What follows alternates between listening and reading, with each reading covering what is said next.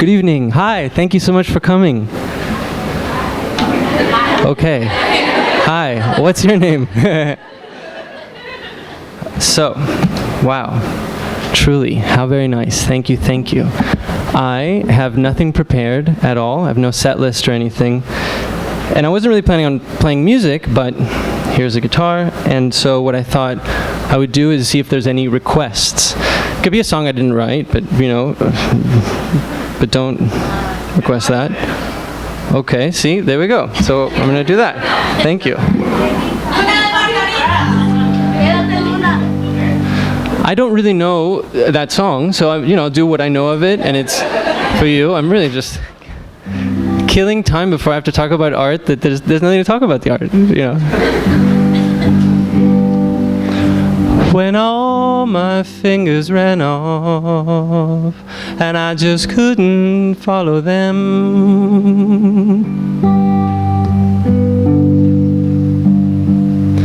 your eyelash was an island and your eyes were someone's friend.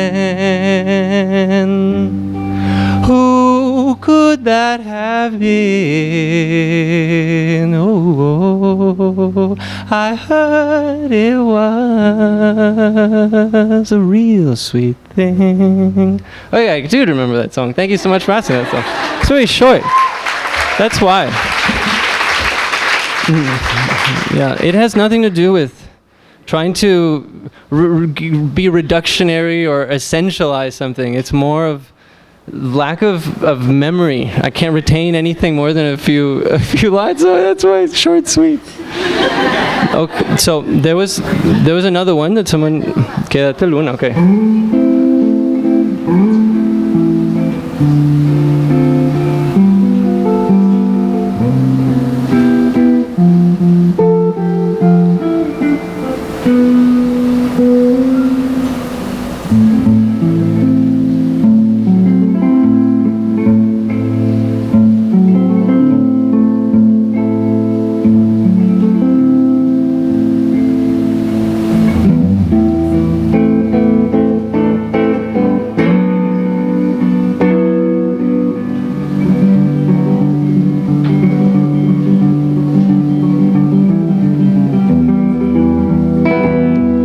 Yo no he tomado, pero me voy a tomar un traguito ahora.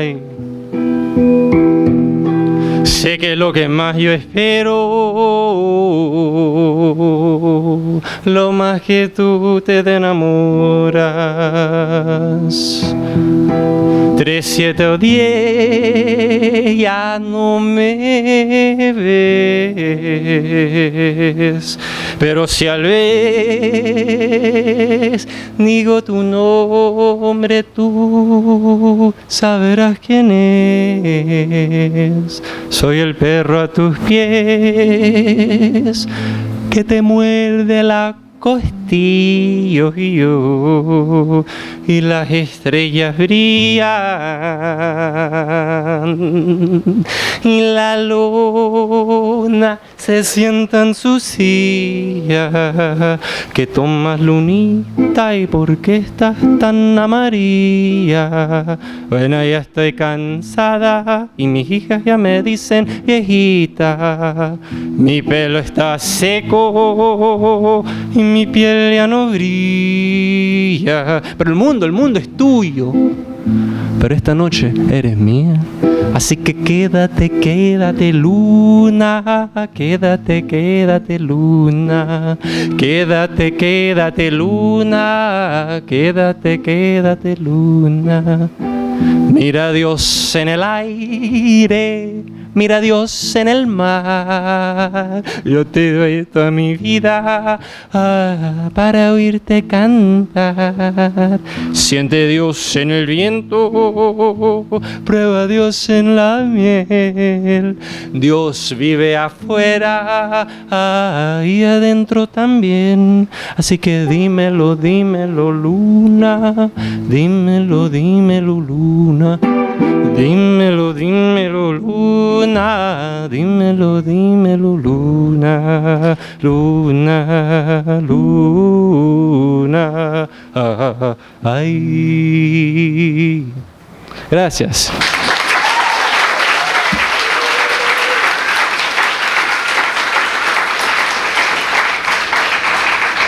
Okay, anything else? And then, okay, Negrita no la sé tocar, pero ella se me recordé esa, entonces lo que me recuerdo rapidito. Okay. Mi amor no tiene esperanza, aunque te esperará. No, is that right? Yeah. Mi corazón se lanza. Un fantasma corporeal.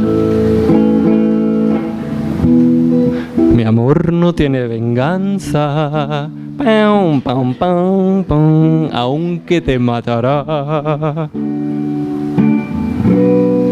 Mi corazón se lanza.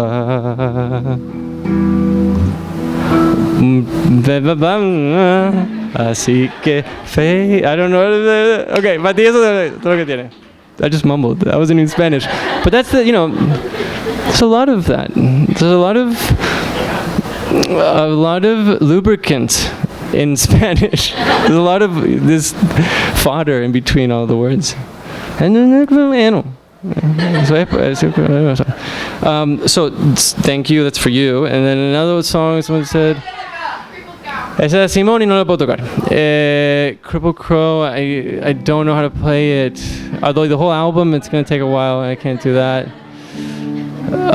Santa María, solamente lo que sé las dos partes. Pensando cada día, cada hora. Pensando en ti. That's it. It's very short. This is a shorter version of that song. And again, thank you everyone for coming. No more songs. Okay, no more songs. We're done with the song part. I'd like to invite my friend Adam Green to come out. He's going to talk a little bit about the artwork.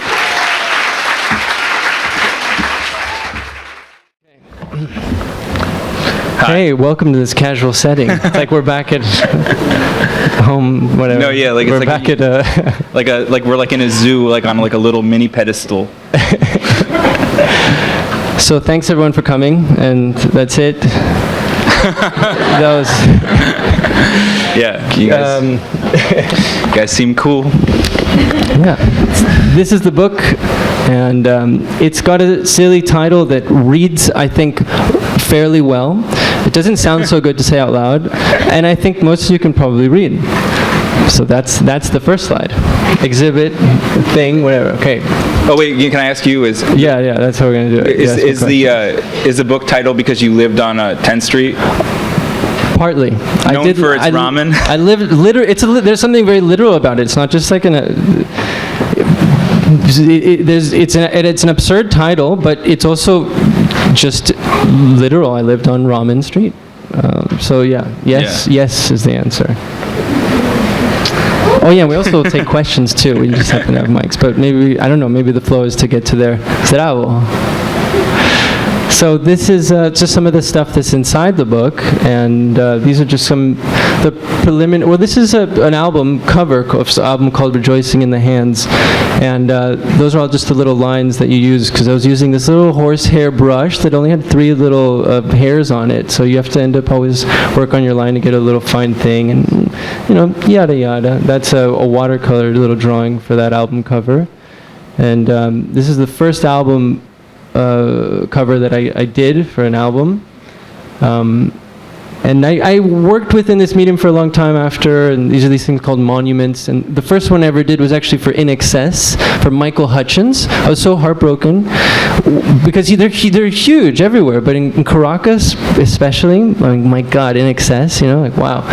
So it felt like this, how can I express my sorrow for having lost Michael Hutchence, and kind of you start, okay, here's proof of how much I love this person. I'm going to just draw this line a billion times till it makes a little bit of a shrine or an effigy for this person, you know. So it's almost like it's regardless of talent, it's just proof of that devotion and that love, and so that was the first piece. This is just, okay, what do I do now when I have to do an album cover? So what I just said has nothing to do with my work in this album, because it sounds like I'm saying I just love my album so much that I made this. It was just that's how I wanted to like draw everything at that time. Can you speak on the title of the album? No. I'm trying. I'm just like repping you guys. Yeah, that's really good. But right. that sounds very. Wait, hold on. Like something else comes to mind. Official. Like, can you speak on is like that this kind of context. I heard where you hear the way people ask that a question like that. Well, outside. I heard it in a movie. People said, "Can you speak on?" What movie? Few Good Men. So the book, it's actually drawn on a book, right? Yeah. Is it true that you like got a lot of the books from Strand? Yes, they're all from this section actually. No one guards this section, so I've got a couple first editions of Naked Lunch. It was signed, so I said no one's going to care about this, so I just ripped it out and sort of put a drawing on that. Well, in San Francisco there was a store called Dog Ear Books, and they very kindly, very generously would have a free book section. And then I would go there and actually just take those first pages. People don't make books that way anymore. You maximize all the pages, but there's a period of book publishing when I actually think it's really beautiful to have these blank pages warming you up to the content. Yeah. But at the time I didn't have money, and so I just seemed like free paper. And they're like kind of like yellowed in a way that's like creamy and nice. But really you end up making work that is going to fit the material in a weird way too, because it wasn't like I probably would have done a different kind of work if it would have been a different material, which is to a degree a lot of what actually David Byrne's book is about, so which you can buy downstairs. Better yet, go to Barnes & Noble, it's cheaper. Just kidding. All right, next slide. Yeah, right. This is a self-portrait that actually Anna pointed out was a self-portrait. Zdravana. But I didn't realize, you start drawing things and then you end up just drawing yourself, kind of. To me, that is me. Thank you. Photorealism right there. These are these sphinxes. So I guess maybe I should also have begun with what this book is about. So it's chronological, and it's over 10 years of just work kind of put in this, well, by default it's narrative because it's chronological, but there is an index that kind of explains what all the work is, and there's some sort of trajectory between this practice, which is kind of serialist and minimalist and kind of just repetitive, riffing on a particular theme. In this case, it's the Sphinx. And at this time, I couldn't get a single art show in New York. I'd go to all these galleries and be like, come at work, no one's giving you a show. Why? Because maybe the work's no good, which I haven't just like... It was good. Thank you, so sweet. Or maybe, the stigma of like, you can't do other things, or you're a musician, I'm not going to show you. But whatever it was, I couldn't get an art show, and so started to look at the shape as the gallery. And so I got really into the Sphinx, right? So the Sphinx shape, and then within that Sphinx, these variations of what's inside. So that becomes kind of my version of trying to be able to have my own show. They call that, you call this series they call it, you call it the Sphinx Interiors? Yes. But it's also drawn on like really old, like 1920s school paper or something? Right. Back to the old paper. I don't know. It seems like I'm kind of just cheating because the paper's so nice. It's like you can have a terrible painting in a really nice museum, and it's going to affect the way you see it. I think the Sphinx Interiors are Can you really ask great. me to speak upon something? Yeah, would you speak? No, I didn't even think that you were going to speak on the Sphinx Interior as much as you did. Neither did I. I think I'm just kind of like, whoa, we're really doing this. It's happening. That's more than I've gotten like in like years about Sphinx Interior. No, like I wanted to say that the book is so incredible because like you get to see all these different styles of Devendra, and it's like just kind of like I feel like when you see the book, you realize that like you've done so many different phases, and like just to see them together is just like it makes sense together. I don't know. That's not like really an eloquent way to say it, but just to see it together, you see the commonality and everything that you can really feel Devendra in the book. Also with like all the Polaroids and stuff. I really love the book. Yeah, I'm impressed you can read my handwriting. It's an old-timey Hoagie Carmichael joke, actually. So this is a drawing done for a Harold Budd song. Harold Budd is a composer, and I think to his dismay, he's thought of as one of the fathers of ambient music, actually, but he's just a composer. He mostly composes on piano, but on other things. And he has this one song called Haru Spring. I played it. I couldn't get a hold of Harold. It's always such a nice thing when you can thank the artist whose work you admire. Impossible to get a hold of the guy. So I just started drawing my kind of visual interpretation of his one song over and over again. It made it into the book and ended with having... Well, it's kind of a weird story, but somehow I ended up giving it to Harold, thanks to this. So that kind of... it's weird, huh? Yeah. I couldn't get a hold of the guy, and then we ended up meeting. The story, there's an actual story there, but I don't really want to tell it. So there you go. These are some pieces for Harold Budd. Were you listening to his music when you drew it? Yeah, just this one song over and over again. And so that's what the body of work was. Okay, so that's Rodrigo Amarante. And no, the publishers, when I submitted this, well, I guess I'll rewind, but let's let Rodrigo's kind of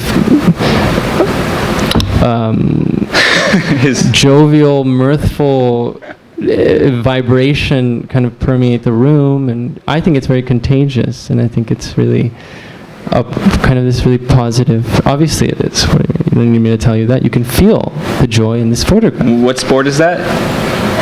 What? What sport are you guys watching? Oh yeah, it's I don't know if that is I don't know. What is baseballs? You see, he's not even watching it. Yeah. That's how we watched the game, too. We watched Rodrigo. He didn't know what sport it was either. Like, this is how you watch baseballs? I hope they make a nice slam dunks. You go to like your seats and you stand backwards. Yeah, exactly. That's how they do it in Brazil. It's like in protest of sports.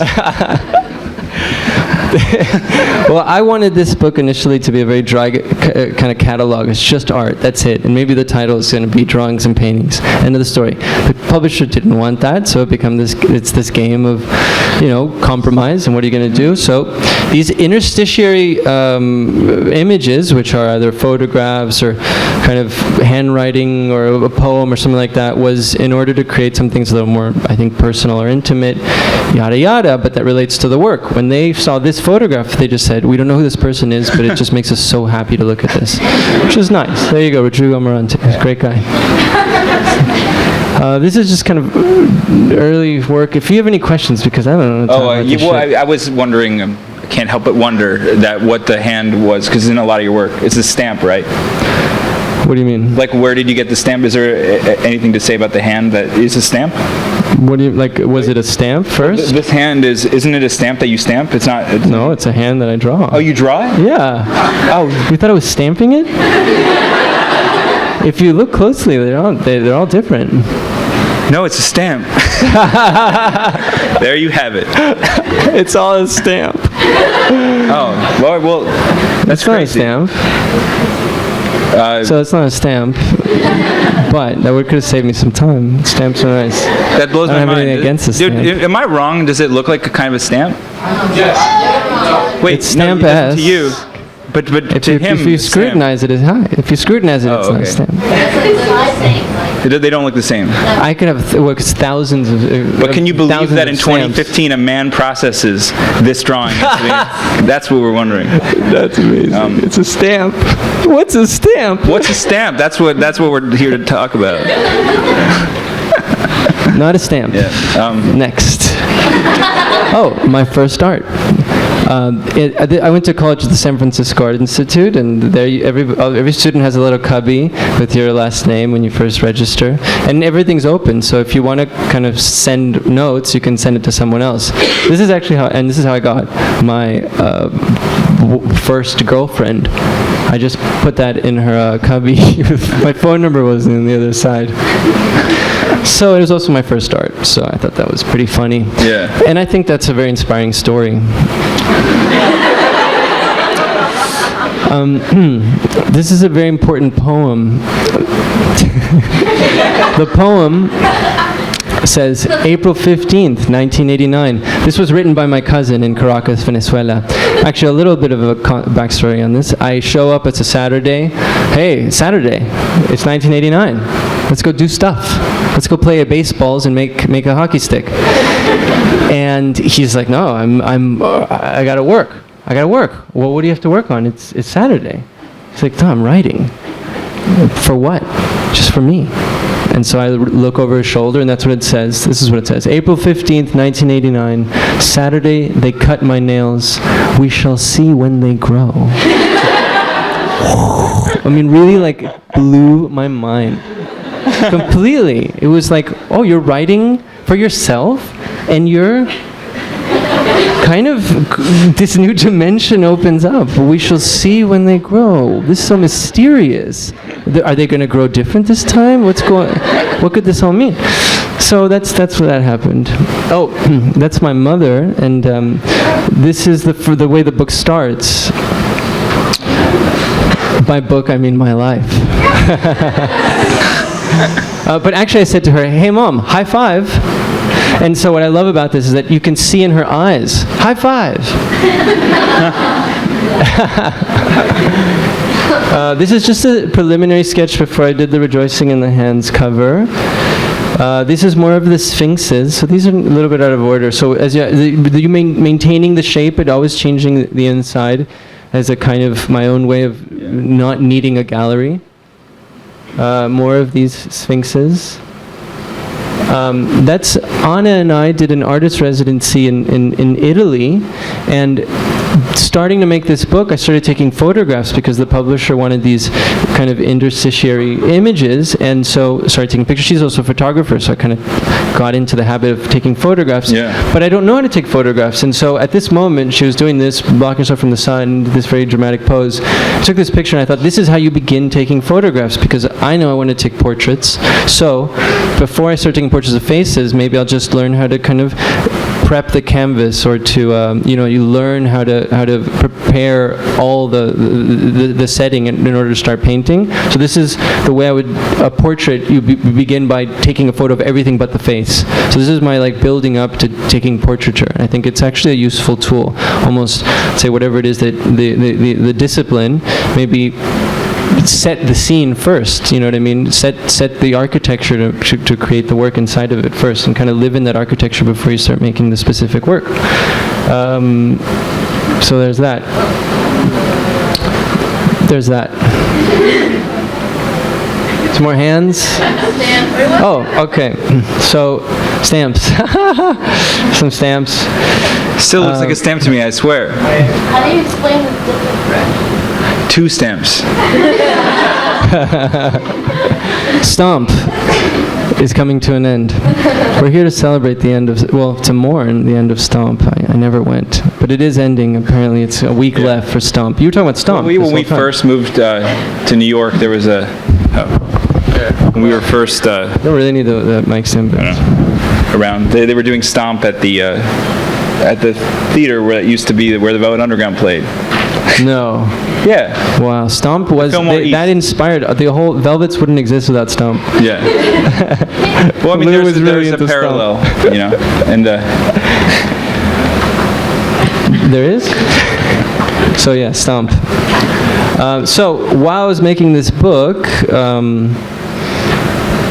I was working at home, and it was like work all day, and then still be home. But what are you gonna do?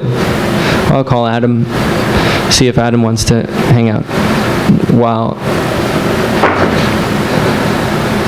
I'm making the book and doing this, Adam is working on a film. It was and what we would do is started doing this weekly hang here, actually in the East Village, of just kind of getting drunk and talking about nothing and drawing. And it was fun because it feels like you have something to show for it in the end. You know, it feels maybe a little forced. Maybe I don't want to turn anybody off to going to a bar or somewhere and socializing and drawing, making work that you end up having in the end, maybe a nice series or something. But it felt way more comfortable and less self-conscious to do it at home. So, you know, very simple thing. And we end up making these collaborative drawings while just talking about, for me, what it's like now working on a book, and for him, what it's like working on a film. And that text is in the book in its most naked form possible. And you can read it if you like. But this is, I don't know what came with, I guess I was moving. I think it was because I was moving, right? Yeah, we were both moving. Here's some of the drawing. I don't remember the titles, but we had fun doing the titles. It's a little of the, Garfield Hindu guitar. You know, I don't think that's the title, but that's what it looks like to me now. Well, this is my final at the San Francisco Art Institute. It was the sound class and a performance class, and it's a piece called The Bee versus the Moth Costume, where I ran around until I couldn't see anything. So you run until you hit your head and you pass out. That's it. And I won because I passed out. There's more of my portraiture. There's Anna in Belgrade. And so now we get to the second part of our lecture, where while I'm making the book, Adam is making this feature-length film, his adaptation of Aladdin. I'm going to give you the clicker and see if you can speak about certain things. How do you? It's that. Yeah, it's that thing. Okay. Or actually, wait. Maybe before we get into Aladdin. Okay, yeah, maybe just like talk about it. I haven't spoken about the movie. It's not. It's almost done. Devendra is in the movie. I don't even know where to start. Tell us about Aladdin. Okay. Well, so I started to do. I wanted to do my own version of Aladdin. You know, just like it's a strong impulse that's like has no reason. But I was thinking about it, and the more I was thinking about it, I was kind of like trying to put Aladdin onto the modern world. And so I made some decisions like, well, things started to fall in place. Like the lamp could be a 3D printer, you know, and the genie could be the interface of the lamp, like Siri. And you know, and in a way, like, I started to think about what would happen if we, like, printed out an analog version of the internet on a giant 3D printer that was set up to the internet and there was no room for it. Naturally. So the way that I went about doing it, I didn't know how I was going to do it. I was making it up as I went along, and at first there was a Kickstarter campaign. Was to make the whole movie out of paper mache and cardboard. So it's a feature film that's entirely made out of cardboard and glue. There's so many. I was thinking, do they kill horses to make glue or something? Like, you know, like, is that true? Is glue made out of horses' hooves or something? Well, once upon a, yeah. Okay. It's just the heart. How many horses were sacrificed? It's unthinkable. Okay, so we... So this was an effort to reduce the horse population. Is why anybody gets into cinema. So... But I did go visit... So this was done... You were in a studio? Yeah, so warehouse. Really. So as it happened, that we ended up in Red Hook, Brooklyn, in a studio, and in just a big warehouse, and we came up with this idea to make the movie entirely to make the set made out of these little 4x4 pieces of cardboard with Velcro on the back, so we could change the room every single time we wanted like a different room. You know, we could like change the room and shoot it in a pretty small space comparative to all the sets. There's a lot of locations. It was almost like making a Wizard of Oz out of cardboard. And okay, so as I was saying about the idea, because I don't think it makes sense to talk so much about the plot. I mean, because it's hard. Yeah, but we want to know who these characters are, though. No, you got to see the movie. But, okay, well, okay. In a sense, okay, I could tell you a little bit. is the princess is like a socialite, sort of like a Kardashian. And they're shooting a reality show. Maybe I could talk about a little bit the feelings or the things that were kind of leading into the film for me, because like I think for me to make Aladdin, I'm not like really just I know you guys all know the story of Aladdin, and like I wasn't trying to tell the story of Aladdin literally, but I did start by reading the old Arabian Nights. Yeah, I was gonna say. And the old Arabian Nights version is really long. And very, very boring. But I tried where I could to use lines from it that would fit. For example, actually no, forget it. Wait, okay. This is. Okay, so for starters, I got a really great cast together, including Devendra, but Alia Shawkat, who's from Arrested Development, plays Aladdin's sister, and I'm Aladdin. Also, Macaulay Culkin plays the rebel leader of a rebel army that's almost like Occupy. Well, not really like Occupy, but the thing is, maybe I could start from the beginning and say that the town that the movie takes place in is a town called Regular Town. You know, that's not a real place. What's Billy? What's, yeah, what, it's like Philly? No, what's Billy? Oh, Billy? It's like Philly. Yeah, that's code for Philly. That's really good. But, well, okay, you know, in a way, like, I think that I was coming at the movie thinking of, with a feeling that we were sort of we're working for the internet. You know, that like, I think that was one of the biggest premises that came to mind. You know, that we're working for the internet, maybe since 2008. Right? Would you guys say? And that not only that we're sort of become like our money is becoming pixelated or digitized, and our well, it's yeah. Well, yeah. I guess I can. You know okay. That I feel like we're living for or in it more than. But also, I can also understand. Yeah. Well, I think for example, when I got a smartphone, I started to feel like this feeling that you know, we were being possessed by technology. You know, that literally like it was possessing us, that our souls were becoming mechanized, you know, that our egos and personalities were being dissected from our bodies, you know, and like sort of shown that our souls were becoming mechanized, you know, and we were in a video game. Right, which is why we're going to have buckets, and you're going to put your iPhones and all of your other technology in it. We'll have a big bonfire. The books are going to go as well, because that's also. But it still doesn't answer the question, who's Billy? What is Billy? Why is Billy a word there? I don't know. How does Miles choose it? How does he choose a note? How does Miles choose a note? All right, so. That's not fair. All right, so. All right, so just bear with me, because I hadn't, you know, really fully like spoken about this movie before. But so another thing about it is that I feel that in that premise or that feeling is where the town is that we're in. We're in a town where like everything is sort of been cubicized. Sure, pixelated. Pixelated, and you know, and that we are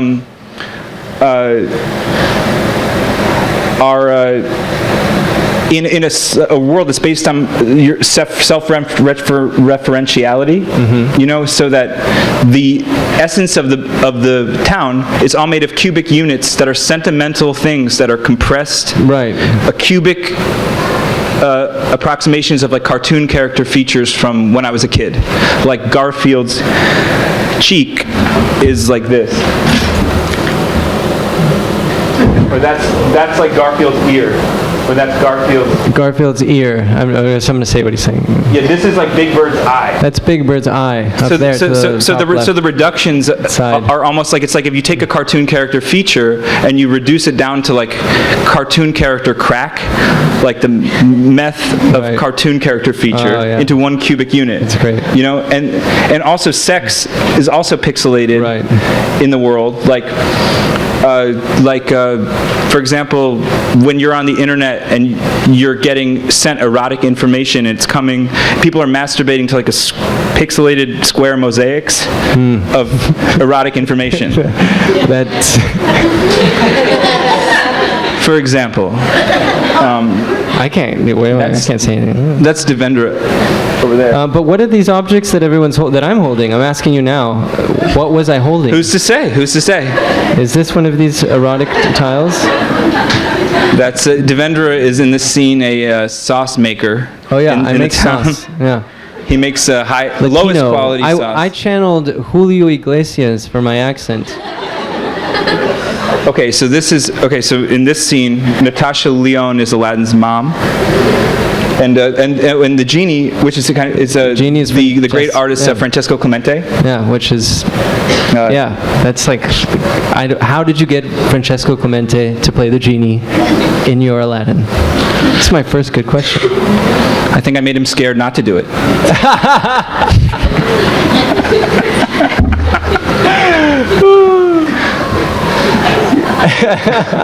Those the Mario flowers? Are those Mario Sad flower. Well, were they sad in that film, the Mario film? The Leguizamo vehicle? You mean? Yeah, Marjo. No, he's in this film. He's the Jesus of Nintendo. You know, but there's a sort of like a linear narrative. It's called like E-history, and at the beginning, Mario's sort of the Jesus of it, and it goes, you know, till we're inside of the atom. But you know, I was going to say that I know that this is funny because I think I'm just in this case talking about the mythology behind Aladdin. But Devendra, one time, I swear it might be a false memory, but when we were really young, he like told me this really long myth that was like a story that he was writing, and I think, forgive me for oversimplifying it, but in a way, it was kind of like a creation myth of your artwork.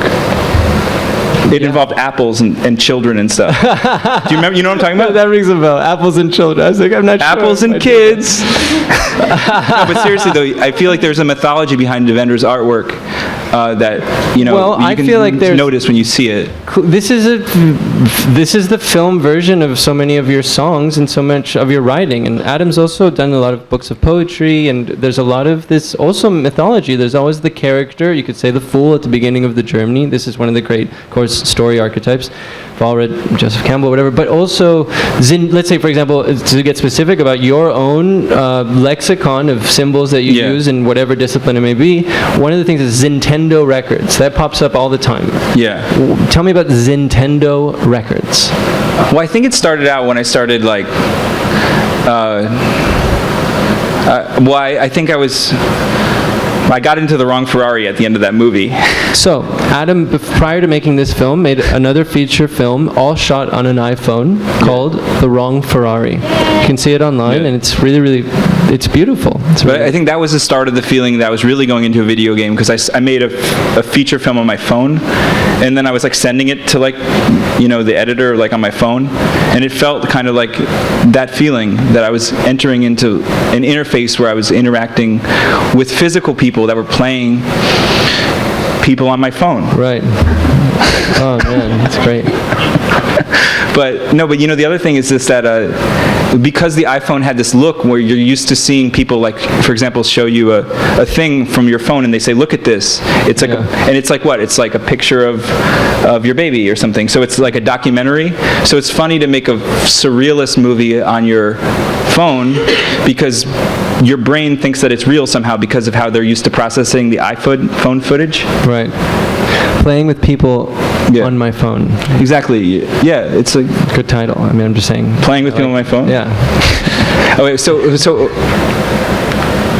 bam. No, jeez. No. So this is the Occupy camp of the magical Americans. This is So we've got Mac. Yeah, and this is Mac, and this is Alia Shawkat, who's incredible. And what's the name of these characters? Ralph. Yeah. And Emily. Ralph and Emily. What's the GS, and maybe there's another letter there? What does that all stand for? Like graffiti stands for GSF. Wow, that's so good. I love that.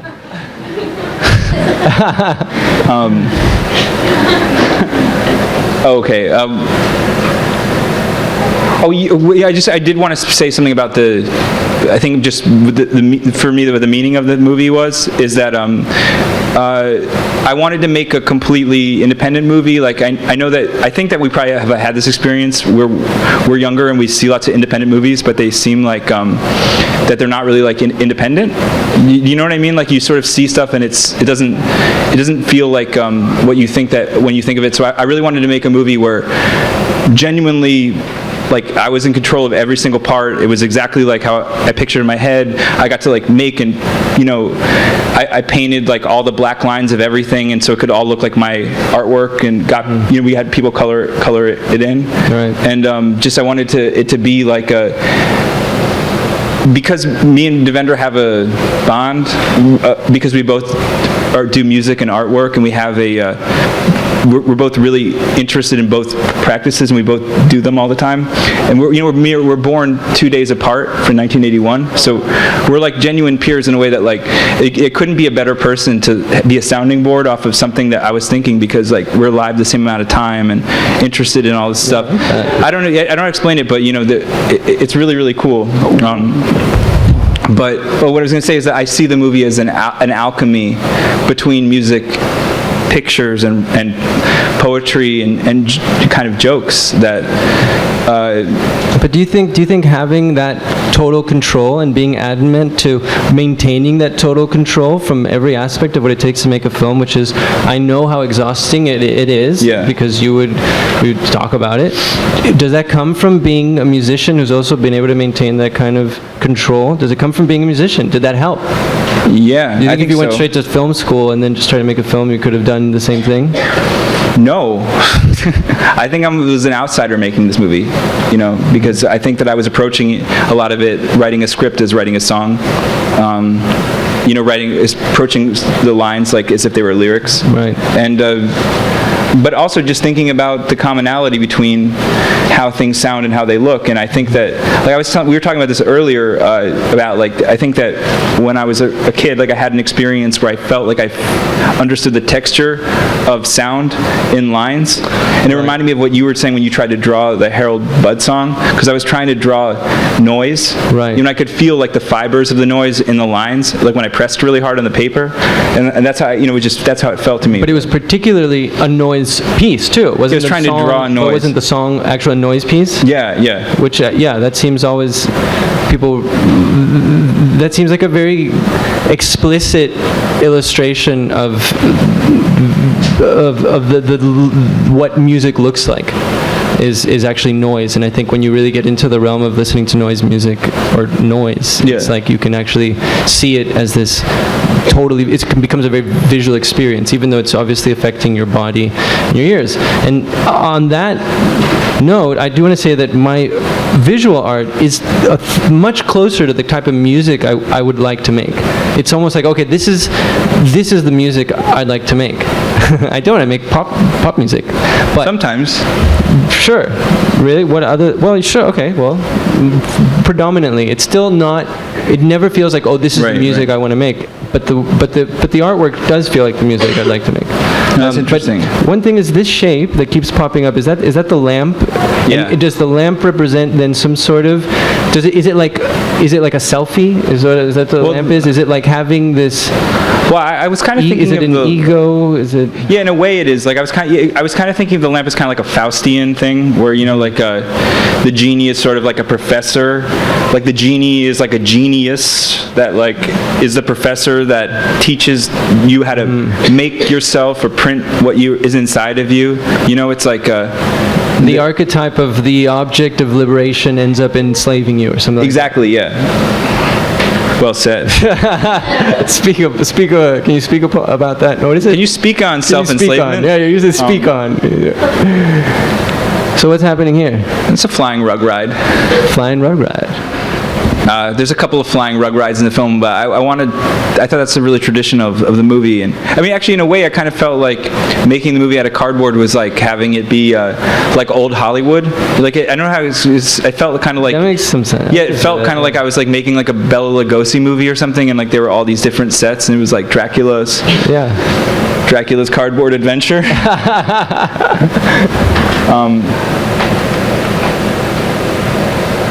This is things that got really out of control.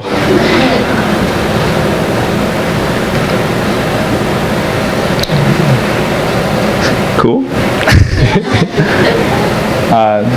This is the cops.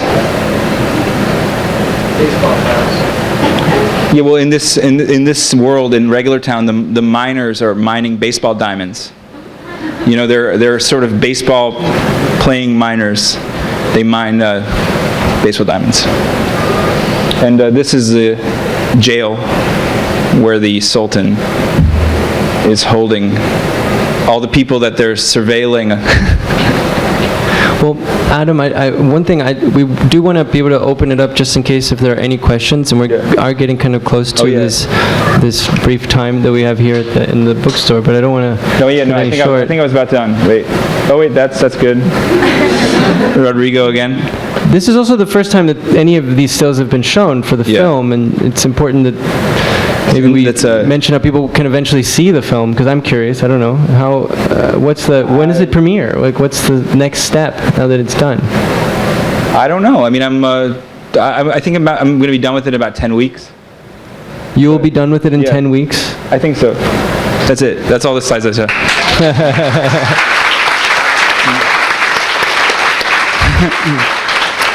But so I think 2 minutes left. If there's any questions, please ask him. Over there. Put your hands up. I'll give you a mic. Got one? Oh, middle.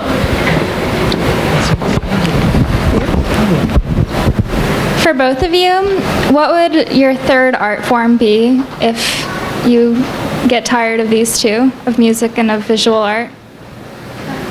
You? What would you say? Modern dance. Modern dance is what? Sure, me too.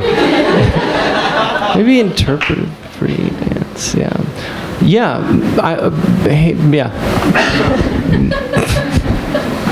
How does Venezuela influence your work? Are you Venezuelan? No, I'm Colombian. Pretty close. Oh, then you wouldn't know. Only a Colombian would ask such a question. Well, it influenced it in terms of exposing me to artwork and a particular palette that I ended up having something to go against. You grow up in this tropical environment, and you see work that's just kind of about color and splashing color, and and even though it's so colorful, a lot of the work that I saw, a lot of the architecture, a lot of it was impersonal and very cold in a weird way. And so I ended up making this work that's almost monochromatic, and I think is intimate. It's tactile and analog. And so I think it served as some sort of counterpoint to the kind of work that I was interested in doing. And it was my way of also already knowing I wanted to kind of leave, because the cultural environment is so it's dangerous. It is also actually literally dangerous. The more 69 murders a day. That was a census taken on the amount of people that are murdered in Venezuela. That's unbelievable. But it was also dangerous in the sense that there's nowhere to play. I've played everywhere in South America. I've never played Venezuela because I've never been invited. And maybe that's because they have good taste. I'm not going to just say that that's not the case. Maybe it's that. But also, these spaces don't exist, which is why so many kids have actually found something like close to a savior in the internet, because they finally find they have a community. So just on the opposite end of the spectrum of some of these well-deserved observations about the internet, there's also the fact that it would have saved my life if it's the only thing that would have saved it if I'd stayed in Caracas. But how did it influence me? Maybe it also gave a sense of feeling already marginal. The minute you're born as a South American, you already go, oh yeah, we're kind of the ones that collectively, or at least our collective role in this world is to prove that we can have confidence. You know what I mean? That's what we're trying to prove. We can have confidence. You can see it if you watch MTV in Mexico. It's hilarious. That's my answer. Hey, Adam. How long did it take you to... Over here in the middle. Hello. Sorry, I'm sitting down. Yeah, I'll stand up. My foot's asleep. It kind of hurts. So how long did it take you to work on your Aladdin film? I see that it's pretty elaborate with all the sets and such. Thanks. Maybe 3 years. I mean, because there was a lot. I mean, I did a record with Binky Shapiro from Little Joy. It was the band with Rodrigo. And I toured it, and then... I don't know. I feel like I've been working on it for years because I did the script, and then I went to LA and started to record the soundtrack, and then I came back and finished the script, and then I wrote, and then then I had to build all the stuff. I did a Kickstarter. I built all the stuff. Then I had to make the movie, and then editing has been so complicated. Like I had no idea going into how complicated the editing would be. I've spent like 5 months editing the movie because there's so much to do. I mean, it's like. Had just hours and hours of things, and it's not like a song. Like I couldn't imagine if I went in with an album. Like we don't do that level of editing on an album. You know, it's crazy. I'll never forget talking with somebody who does reality TV, and they were like, okay, we've shot it. Now we have the option. Is it a show about douchebags or super cool dudes? We'll figure it out in the editing. And I was like, oh my God, that's the power of editing. Like you can completely I was thinking that it'd be funny to write a script in a way that a person thought that they were playing the hero and then edit it so they were playing the villain. That's really good. Yeah. That's really great. Anybody else? Questions? Oh yeah, one in the middle again. Thank you. Hello. I wanted to know if anything from like the Caribbean has ever influenced like your music or your art or anything like that. Mento. What? Yeah. What do you mean? Of course, absolutely. I feel like, well, Trinidad and Tobago are these kind of. Calypso is one of like the most beautiful genres of music possible, even from a design perspective too. Those records are the most beautiful looking records. They serve the purpose that Patagonia now serves in New York City. Here's the dream. Go. You know what I mean? That's like Calypso LPs are what Patagonia is to Houston. I can see that. But you know, the Caribbean in general, well, even from a young age, seeing the Three Amigos, that kind of instills that kind of fantasy and the romanticism of the Caribbean. And the Caribbean kind of actually feels like that. So the Caribbean is this weird psychedelic destination for so many people. Even when it's in black and white, it's in color. That's how the Caribbean kind of remains, at least in my psyche. But why do you ask this question? Oh, great. From Trinidad. Beautiful. Trinidad's fantastic. Yeah, Mento and Calypso, those are all huge, definite influences. Yeah. And of course, well, you know, obviously it's Jamaica and obviously, you know, Cuba and stuff like that. I would say that ska is my first music thing. I wanted to be in a ska band. I had a trombone. Yeah, couldn't play it, but I was like, I'm going to play trombone in a ska band. So big influence. Desmond Dekker saved my life, actually. Wonderful. Well, that's all the time we had for the conversation portion this evening. Thanks. And thank you so much, Devendra and Adam, for joining us tonight. Thank you to the Strand. Thanks for having us. Yeah. Thanks, Emily. Thank you, Michael.